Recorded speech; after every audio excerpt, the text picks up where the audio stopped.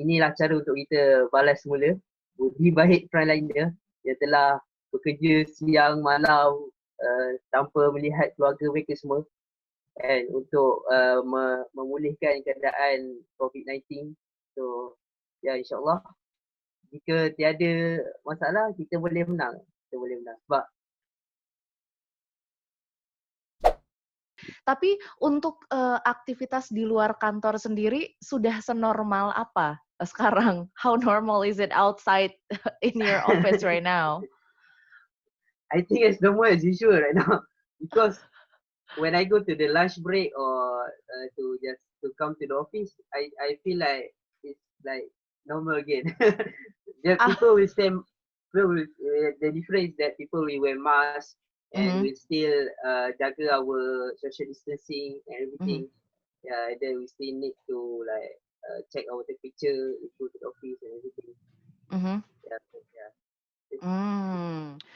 Untuk toko dan lain sebagainya buka semuanya now, like everything is open normally or with limited hours? Okay. Untuk maksud kamu bangunan-bangunan keagamaan? Untuk kegiatan keagamaan, shops, mall, tempat wisata itu gimana sekarang? Okay, seperti shopping mall semua. Sebab tu diperketatkan, memang dia dah buka tapi hanya supermarket saja yang buka. Tapi waktu fasa diperketatkan. Tapi selepas fasa bersyarat tu mereka dah start buka, yang mana mereka dah start buka restoran semua, shopping mall semua. Sebab sebelum ni kita just perlu pick up lah. Tapi sekarang ni kita dah boleh makan di restoran, tetapi dengan syarat dalam satu meja. Contoh kalau ada empat kerusi di meja tu, hanya 2 orang saja yang boleh duduk. Maksudnya dia ada SOP dia lah yang perlu dipatuhi. Lepas tu kalau nak masuk tu, dia ada satu aplikasi yang kita perlu download, mana dipanggil My Sejahtera. My Sejahtera ni dia akan rekod setiap pergerakan kita. Maknanya kalau kita pergi restoran ni, government boleh tahu lah. So maknanya nak pergi shopping mall pun, kita akan register dekat aplikasi tu dan dia akan check temperature semua, baru kita boleh masuk. Maknanya dia ada SOP yang perlu dipatuhi lah. So sekarang ni, aku rasa fokus kerajaan sekarang ni, bukannya doktor, polis dan askar menjadi frontliner sekarang ni. Sekarang ni yang menjadi frontliner ialah rakyat sendiri. Masyarakat di Malaysia sekarang ni sudah menjadi frontliner. Faham tak? So, sebab sekarang ni kerajaan sudah dapat kontrol lah, macam sebab dia pun dah keluarkan apps. So in case kalau ada satu case positif, so dia orang dapat tahu lah siapa this person who they will contact, and then they can relate with the other, something like that. Sebab before this, kerajaan tak ada sistem tu. Dia tak ada sistem untuk tahu siapa person ni berjumpa sebelum ni. So siapa yang dia perlu check, siapa yang sekarang ni dia dah ada sistem tu, sistem yang boleh scan, boleh tahu location masyarakat di Malaysia ni. So I think that's why they loosen up the movement control dia. Ini saya sekaligus ajak juga untuk penonton YouTube channelnya PRFM untuk komentar juga di bawah kalau misalnya sekarang jalan-jalan ke mall atau keliling-keliling masih ada ketakutan-ketakutan seperti waktu masa-masa fase awal atau enggak, dan sekarang tuh mungkin perbedaannya apa dari masing-masing fase, mungkin ya kalau di Malaysia seperti apa, kalau di Indonesia seperti apa, atau di beberapa negara lain, karena memang hampir semua negara sama situasinya ya Fahru ya, tapi mungkin ketakutannya atau kekhawatirannya dengan tingkat yang berbeda-beda. Kalau sekarang di Indonesia itu kan termasuk yang masih tinggi ya untuk jumlah dari mulai penderita atau kasus barunya, kemudian juga jumlah kematiannya. Malaysia tuh keempat nggak salah di Asia Tenggara. Di Asia Tenggara itu yang keempat.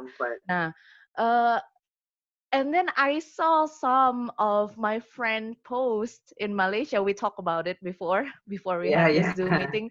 I saw some of the people not wearing mask now. So what happened? Yeah, Kenapa tidak pakai masker?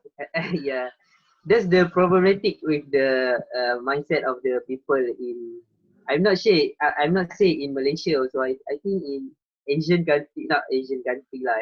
Asian, Yeah. most Asian country. When we give some loosen out some when we give some opportunity, they will grab it as much as they can. So itulah mentality mostly masyarakat yang not middle class lah. I think Asian yang mentality. So sebab itulah, sebab mereka rasa kita dah menang. Mereka rasa Malaysia dah menang sebab mereka tengok di berita semua kes pun dah menurun dan kes sembuh lebih tinggi daripada kes. So mereka rasa kita dah menang, itu sebab mereka tidak pakai mask semua. Tapi patutnya dia kena pakai mask tu, dia masih kena jaga penjarakan sosial semua tu. So and then the funny thing is about this past week, last week, kerajaan telah membenarkan beberapa aktiviti sukan.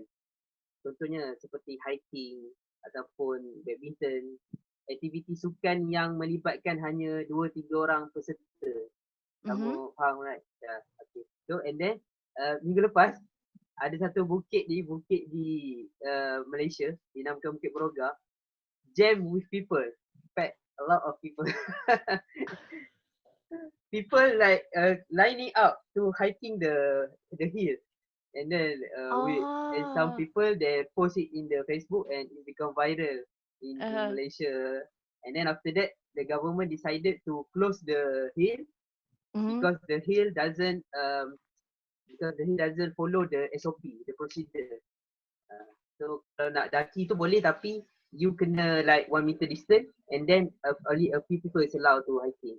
So right now, the government close the Beroga Hill and no one can do. So yeah. Jadi aku ini rasa, yeah. Sekarang ini berarti lebih ke kesadaran diri masing-masing, tapi karena merasa kasus sudah turun, terus lebih banyak kasus sembuh daripada kasus yang baru ataupun juga yang meninggal dunia. Jadi masyarakat sudah mulai longgar gitu ya. Yeah. Not too afraid like in the beginning. Yeah, I would say dia bergantung kepada generasi. I think generasi and generasi dan kawasan tempat tu sendiri macam mana. Sebab kalau di bandar, sebab aku sekarang di kampung, right? Aku di kampung aku, di hometown. Sebab kalau di bandar, boleh cerita di mana, Fahru? Ya, di kampung sudah kembali normal seperti biasa. Sangat kurang orang pakai mask semua dan social distancing tiada sangat. Tapi kalau di bandar tu sebab mereka lebih I'm not saying this statement is not about to differentiate people, but this is the true fact. I mean, people di bandar itu rasanya lebih educated daripada people di kampung. Like it's a basic assumption, right? So bila mana educated people ni, dia tahu yang kita tak menang, kita masih ada a few steps to go dan kita menjadi tu. So mereka jaga social distance semua, mereka pakai mask semua, hand sanitizer and everything. But di kampung mereka sudah relax semua, macam okay, kita dah menang. Like expectation dia berbeza. And then generasi pun memainkan peranan juga. Macam kalau sekarang ni kerajaan dia perketatkan more to orang yang 60-50 tahun ke atas. Macam 65 tahun, SOP tu diperketatkan. Seperti kalau nak pergi gunting rambut sekarang ni, kedai gunting rambut pun sudah buka. Dan kamu tengok pun rambut aku pun sudah dipotong. Sudah rapi sekarang. Tapi, ya? Ya, sudah rapi ya. Tapi sebelum ini lebat, janggut semua ada. Tapi di kedai gunting rambut hanya dibenarkan orang 50 tahun ke bawah saja. Orang 50 tahun ke atas tidak dibenarkan untuk pergi gunting rambut. So sekarang ni kerajaan Malaysia target untuk jaga warga-warga emas lah. Okay, yang 50 tahun ke atas ni. Kalau teman-teman traveler udah semakin banyak yang datang ke Malaysia, walaupun kan sekarang international flight juga ini ya, masih agak susah ya sekarang. Yes. Okay, mengenai travel, sekarang ni because kami di fasa pemulihan, so kerajaan telah membenarkan domestically travel. Maknanya travel di dalam negeri. One of the reason I think kenapa government buat SOP begitu, sebab dia ingin naikkan semula ekonomi tourism tempatan. So sekarang ni tidak dibenarkan lagi untuk orang luar datang ke Malaysia kecuali ada a few categories yang dibenarkan seperti penduduk Malaysia yang tinggal di luar negara tapi ingin pulang ke Malaysia, itu dibenarkan. Tetapi selepas dia sampai ke Malaysia dia perlu kuarantin 14 hari. Kuarantin 14 hari. Dan M2MH. M2MH ni ialah Malaysia My Second Home. Maknanya expatriate yang dapat permanent resident di Malaysia. Itu dibenarkan untuk datang ke Malaysia. Dan dia pun perlu di-quarantine. Dan any expatriate yang dapat offer job dekat Malaysia, mereka pun dibenarkan. So if I'm not mistaken, I have shared some like rules and regulation about which traveller yang dibenarkan untuk datang ke Malaysia. Because yesterday kerajaan telah mengeluarkan SOP lah. Mana kategori-kategori yang telah dibenarkan untuk datang ke Malaysia. Itu apa aja tuh, dari negara mana aja? Tak, bukan dari ini bukan sekarang ni daripada negara lain tidak dibenarkan, cuma ada kategori-kategori yang aku sebutkan seperti Malaysian yang tinggal di luar, expatriate yang bekerja di Malaysia, expatriate yang second home Malaysia, right, yang Malaysia second home. Lepas tu expatriate yang dapat offer kerja daripada Malaysia, mereka dibenarkan datang. Sekarang ni untuk negara-negara lain tidak dibenarkan, tapi aku baru tengok berita a few days ago and our PM has mereka telah lakukan Asian Summit Conference dengan negara-negara Asia lain dan mereka sedang mencadangkan untuk membuat bubble travel.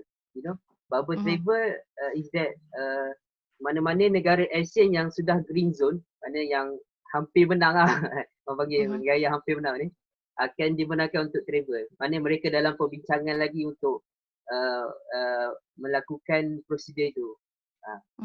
It's not already decided, but they're in the term of discussion about that. I see. Fahru, thank you so much for sharing with me about the recent situation there. Nanti mudah-mudahan kita bisa ketemu lagi, kamu bisa traveling lagi ke Indonesia, saya bisa traveling lagi ke Malaysia.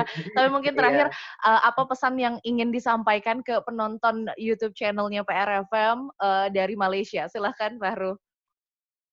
So untuk sedikit advice from me, I think we just follow the SOP and everything because as I said before, seperti yang aku bilang sebelum ini, sekarang ini bukannya ini untuk semua orang lah. Sekarang ini bukannya doktor ataupun polis ataupun askar yang menjadi frontliner, tapi kita sendiri, masyarakat sendiri yang sudah jadi frontliner. So inilah cara untuk kita balas semula budi baik frontliner yang telah bekerja siang malam tanpa melihat keluarga mereka semua and untuk memulihkan keadaan COVID-19. So ya, insyaAllah jika tiada masalah kita boleh menang. Sebab 46 country, I think 46 negara sudah membuktikan yang mereka telah berjaya untuk mengatasi. Cuma yang penting sekarang ialah kesefahaman kita lah. Kalau kerajaan cakap ini seperti ini, kita just follow insyaAllah. Kalau kita follow, kita akan berjaya untuk mengatasi dia.